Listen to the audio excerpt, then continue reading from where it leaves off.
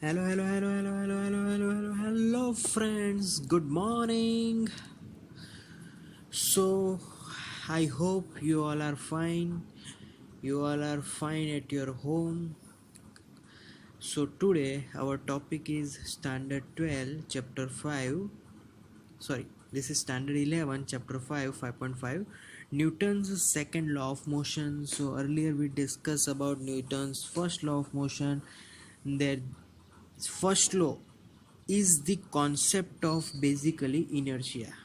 Yeah, now we are talking about second law.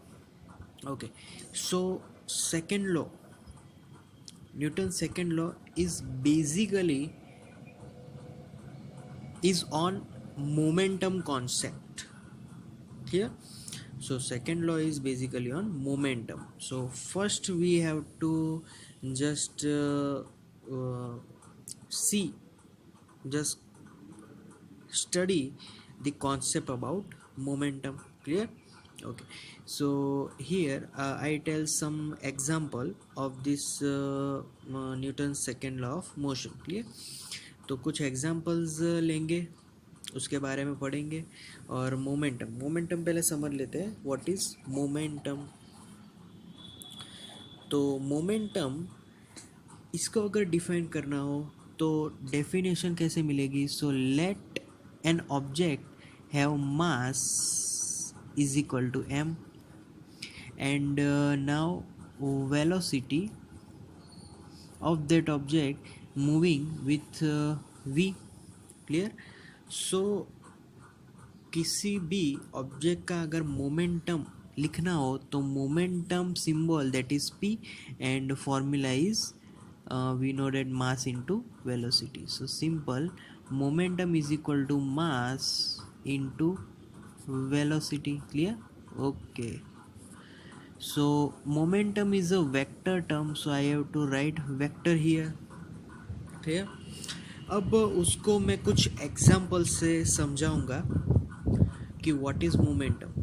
तो examples are, चलो एक example लेते हैं कि तुम एक रोड पे खड़े हो, सामने से एक साइकिल आ रही है और वही स्पीड से एक कार आ रही है. तुम दोनों को रोकने का ट्राई करोगे तो क्या पॉसिबिलिटी है, कौन सी चीज़ तुमसे रुक पाएगी. तो यू से always, of course it is bicycle. ठीक, बाइसिकल को तुम रोक पाओगे और कार को नहीं रोक पाओगे.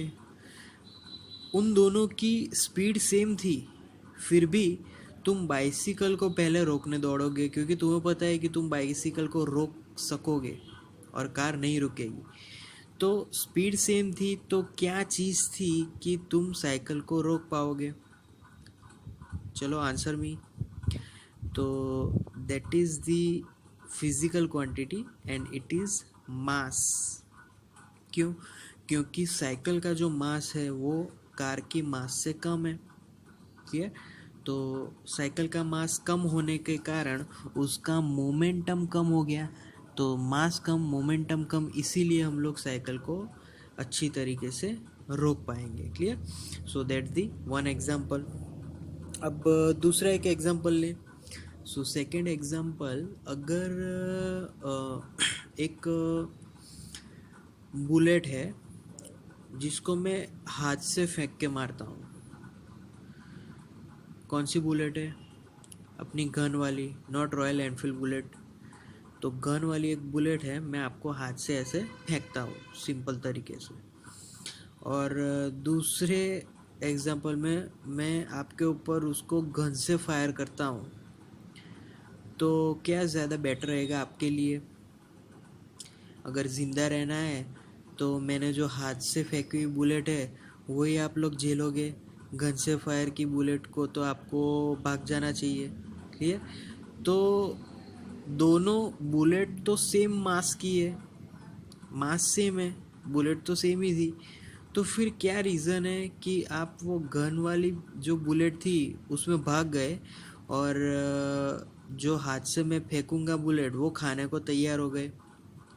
तो reason is bullets mass are same, but वहाँ पे क्या चीज़ थी, तो वेलोसिटी, दिस फिजिकल क्वांटिटी, ये क्वांटिटी है ना, वो वहाँ पर कम है, इसलिए मोमेंटम कम है, इसीलिए वो हम लोग झेल पाएंगे।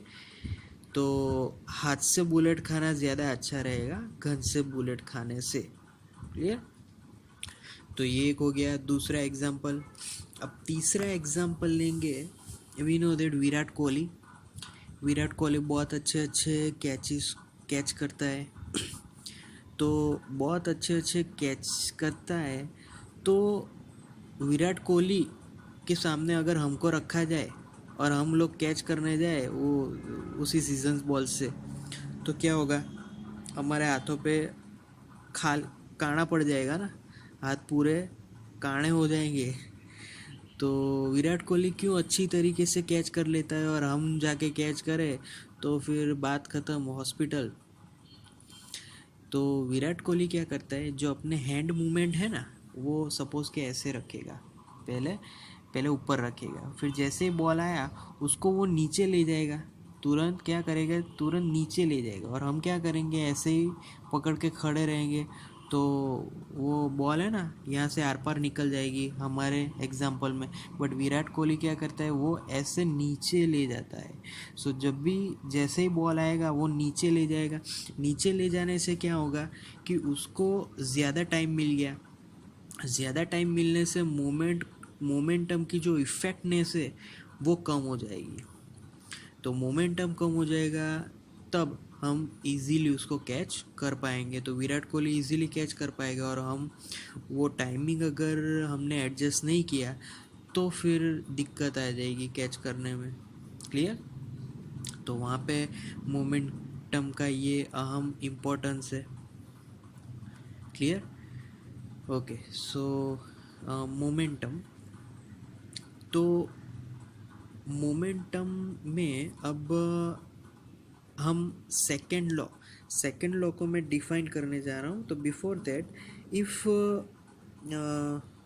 मैं क्या करता हूँ कि पहले मैथमेटिकली डिराइव कर रहा हूँ, फिर हम लोग सेंटेंस टू सेंटेंस लॉ बनाएंगे। तो first of all mathematically, so if by taking derivation both the sides, derivation लो ऊपर के इक्वेशन का, तो by taking derivation takes place dp by dt is equal to, now right hand side d by dt of m vector v is equal to, okay, now in this derivation mass is constant, take it outside, so mass d by dt of vector v. Clear?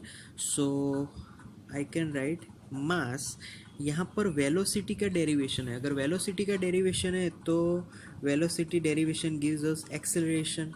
अब ये formula जानी पहचानी है, that is formula of force. Clear?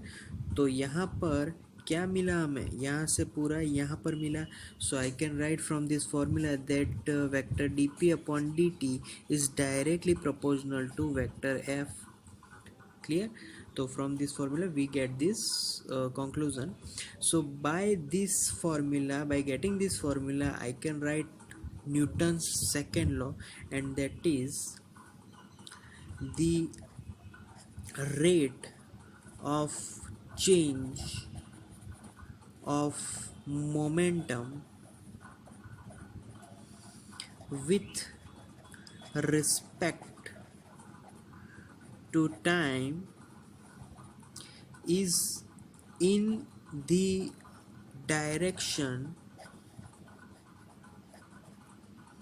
of which we applied force. So either we can say that force is, this is the law of Newton's second law. Clear? Okay, now another point, force is directly proportional to rate of change of momentum, simple as that. Clear? So force is nothing but directly proportional to rate of change of momentum. Yeah. So from this formula again, here now I remove this proportionality sign here. If by removing there is equal to sign there. Clear? So by is equal to sign there is one constant k, so now k into vector f. Clear? Okay. So here uh, kth value, what is kth value? K is equal to 1 by practically value. So by practically value k is equal to 1. Clear? Okay. Now uh, here some points are there to study this topic. That first point, then whenever rate of change of velocity is 0, then net force, yes, I have to write net force will be 0. Clear? So this is the first point of this theory. Now we are moving to second point, and the second point is that the force is not in particular direction. Force is not is always in particular direction. Force may be in xyz three directions as well. मतलब तीनों three dimensional force है, तो if force is in any direction का मतलब three dimensionally हमें यहाँ पर assume करना है, then we get three different component of forces, and that is first component in x direction, fx is equal to dpx upon dt. so force in x direction, अगर x direction की force की बात करें तो we know that rate of change of momentum is also in x direction. If we are talking about y direction, then again rate of change of momentum will be in y direction. If we are talking about z, similar about z also. Here, so these are the three components of forces is depending upon rate of change of momentum in that directions. Clear? So this is our second point. Now we are moving on to third point, and third point which is also important in this theory, and that third point is एक example से ये third point दिया है. If any object is moving in train, तो train अगर कुछ भी acceleration से जा रही है, कुछ भी वेलोसिटी से जा रही है, क्लियर, तो मूविंग इन अ ट्रेन. अब क्या किया, if we throw that object outside, क्या किया, उस ऑब्जेक्ट को फेंक दिया बाहर. तो बाहर जाने के बाद उस ऑब्जेक्ट की पिछली वाली कोई भी फोर्स, कोई भी मोमेंटम, कोई भी स्पीड, कोई भी एक्सेलरेशन ध्यान में लेना नहीं है. Now that object got new force, new acceleration, new velocity, सब कुछ नहीं. तो यहाँ पर ध्यान रखना है कि we don't, if we throw that object outside, we don't care about its previous force acceleration. इन सब ये दोनों में सब कुछ आ गया. क्लियर? तो we don't care about previous force, मतलब कि ट्रेन किस स्पीड से जा रही थी, कहाँ से कैसे गई, वो कुछ ध्यान में नहीं लेना है। सिर्फ फेंकने के बाद उसके साथ क्या हुआ, सिर्फ वही ध्यान में लेना है। Clear? So this is the third point. And now fourth point, and that is here we only care about net force. We don't care about objects internal forces. Object के अंदर के अंदरूनी जितने भी फोर्स है, we don't care, we never care about it. सिर्फ care किसकी करनी है, तो जो फोर्स उसकी नेट फोर्स है, मतलब कि एल्जेब्रिक सम करके जो भी फोर्स लास्ट में बचा होगा वही फोर्स हमें ध्यान में रखना है। Clear? Okay, so that's the momentum. Okay, now we are moving on to impulse. इसी का एक दूसरा टॉपिक है इम्पल्स। एक्चुअली ये जो इम्पल्स है, that concept is coming from momentum also. Momentum के कॉन्सेप्ट से ही इम्पल्स क्रिएट हुआ है। What is impulse? तो impulse is we can say that in very easy language, short term force. Clear? Short term force. तो इसको अगर मैं डिफाइन करूँ कि if force value is big and time of contact is very less, then that phenomenon is called impulse. Clear? So उसको impulse बोलेंगे। अब इसकी भी मैं डेफिनेशन लिख देता हूँ। उसका जो अराउज है वो कहाँ से हुआ, तो it is the from D P by D T is equal to F. So dp is equal to f dt and that is called impulse.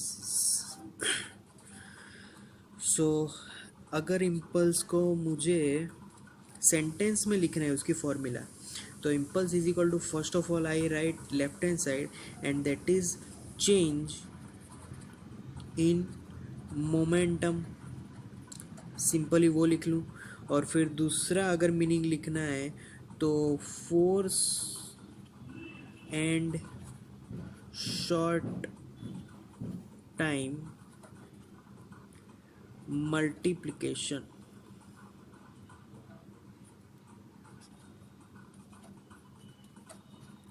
बहुत ही सिंपल इम्पल्स है। अब इसके एग्जाम्पल से समझते हैं। फॉर्मूलाज तो काफ़ी सारी हो गई, एग्जाम्पल्स देखते हैं। What is example? तो example, when batsman hits a ball, क्या होता है कि बैट्समैन बॉल को हिट करता है तो वहाँ पे फोर्स की जो वैल्यू है वो बहुत बड़ी होती है, बट कांटेक्ट ऑफ फोर्स मतलब कि जो बॉल और बैट का जो कांटेक्ट है वो टाइमिंग बहुत कम होता है। क्लियर? तो यहाँ पर लिख सकते हैं force value is big but contact time is very very less. तो उसको इम्पल्स बोलते हैं। क्योंकि इम्पल्स ये न्यू क्वांटिटी आई कहाँ से, क्योंकि पहले से ही इसकी फॉर्मूला तो है ही। तो न्यू क्वांटिटी इसलिए आई कि जब फोर्स की वैल्यू ज़्यादा होगी और टाइमिंग कम होगा तो वैल्यू फाइंड करने में कॉम्प्लेक्सिटी बढ़ जाएगी, इसीलिए हमने ये एक टर्म निकाला। क्लियर? अब दूसरा एग्जांपल लेंगे तो similar, when ball hits to the wall. अगर बॉल को दीवार पे फेंकोगे तो वहाँ पे भी फोर्स ज़्यादा लगेगा, but contact of time is very less. Clear? So that is another impulse example. दूसरा कोई इम्पल्स एग्जाम्पल आपको पता है तो आप भी बोल सकते हो। तीसरा मैं लिख लेता हूँ यहाँ पर, व्हेन एक्सीडेंट्स हैपन्स, एक्सीडेंट जब होगा तब भी इम्पल्स ऑफ फोर्स ही लगेगा। तो बेसिकली इम्पल्स ऑफ फोर्स में अगर हमें मोमेंटम पता है तो वी शुड हियर, अगर इम्पल्स की बात करूँ तो इम्पल्स में इसका फॉर्मूला भी मैं लिख सकता हूँ, and that is final momentum, क्योंकि मोमेंटम का चेंज है, change in momentum. So impulse formula, another formula is impulse is equal to final momentum minus initial momentum. तो अगर मोमेंटम्स के बारे में मेरे पास डेटा होगा तो I can easily find impulse. अगर नहीं है तो फोर्स का डेटा होना चाहिए कि भाई कितनी फोर्स से वो ऑब्जेक्ट कोलाइड हुआ, कॉलिजन हुआ, और कितने टाइम के लिए। क्लियर? तो force into time interval. Clear? ये दोनों फॉर्मूला से हम लोग इम्पल्स फाइंड कर सकते हैं। Clear? So thank you guys for listening till the end. Thank you so much. So that's all for today. Newton's second law of motion. Thank you.